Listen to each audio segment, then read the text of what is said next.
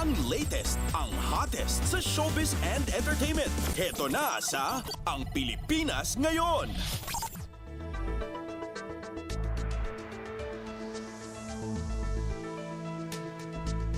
Hello! Magandang araw sa ating mga chismoso at chismosang nag-aabang ng mga trending na balita sa mundo ng showbiz. Ito na ang ratsyada ng ating mga chika. Nanindigan ang kapuso actor na si Mark Heras na wala siyang ginawang mali sa naging performance nito sa isang gay bar kamakailan. Sa isang online interview, lakas loob niya nga sinabi na wala namang mali sa kanyang ginawang pagsaya sa isang gay bar. Sabi ni Mark, dumating siya doon sa bar bilang guest performer na bahagi ng ginagawa niya sa Rocket Fiesta. Dagdag pa nito, hindi naman raw ito naghubad ni sumayaw na parang macho dancer. Sumayaw lang itong si Mark, ngunit wala nang ginawa na ano pa mang malaswa. Iginiit niya na para lamang sa pamilya ang kanyang ginawa at bahagi iyon lamang ng kanyang trabaho bilang isang performer. At dito na niya ikunento ang kanyang sakripisyo bilang ama sa kanyang anak. Sabi ni Mark, hindi raw siya namimili basta trabaho ay trabaho lang daw. Kaya mas lalo daw siyang tumatanggap ng mga trabaho para sa kanyang anak. At syempre, kung pride lang ang pag-uusapan, ayon sa dating starstruck alumnus, kaya niya itong lunukin, kaya niyang alisin ang hiya sa katawan at ang kanyang pagkalalaki para sa pamilya nito. At ikinalungkot ni Mark ang natatanggap nitong panguhusga sa kanyang ginawa at ang ginagawang pag-apak sa kanyang pagkatao. At matatandaan noong Setyembre ng 2021 nang i-welcome ni Mark at ng kanyang asawang si Nicole Donesa ang kanilang unang anak at nito lamang Desyembre nang inanunsyo ng mag-asawa na muling nagdadalang tao si Nicole. Ang latest, ang hottest sa showbiz and entertainment. Heto na sa Ang Pilipinas Ngayon.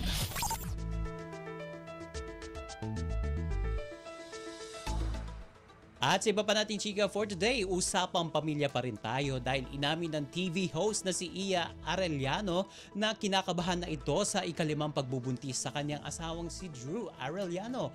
Sa kanyang Instagram, ibinahagi nito ang ilan sa mga paghahanda bago ang kanyang panganganak gaya ng pagkonsumo nito ng isang supplement upang maging magaan ang kanyang delivery.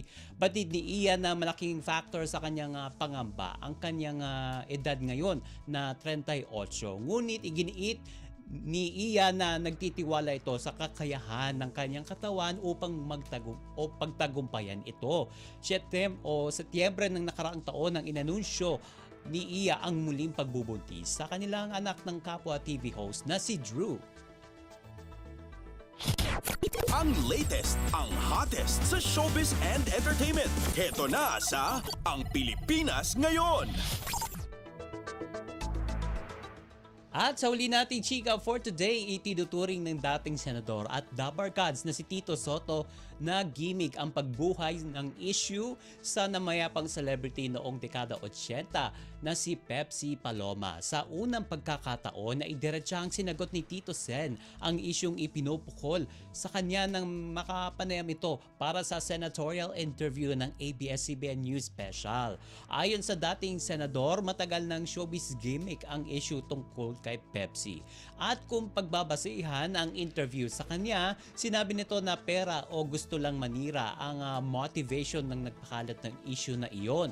Sinabi pa nito na tapos na ang issue na iyon sa kampo nila at dito niya binanggit ang namayapan ng talent director ni Pepsi na si Ray De La Cruz bilang pinagmulan ng issue sa pagitan ng TVJ at ng dating sexy actress. Naungkat ang issue na ito mula ng inanunsyo ng director na si Daryl Yap ang produksyon ng pelikulang Halaw sa mga pangyayari sa buhay showbiz ni Pepsi Paloma na nauwi sa legal showdown ng kampo ni Yap at ng TVJ.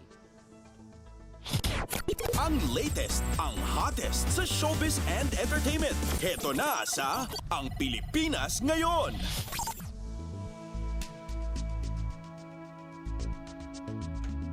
And OMG, wala na tayong sapat na oras para sa ating balitang artista. Maraming salamat mga kachismis sa pakikinig sa aking mga chika for today. Ako po si Mama JT para sa Radyo Pilipinas World Service. Ang latest, ang hottest sa showbiz and entertainment. Heto na sa Ang Pilipinas Ngayon.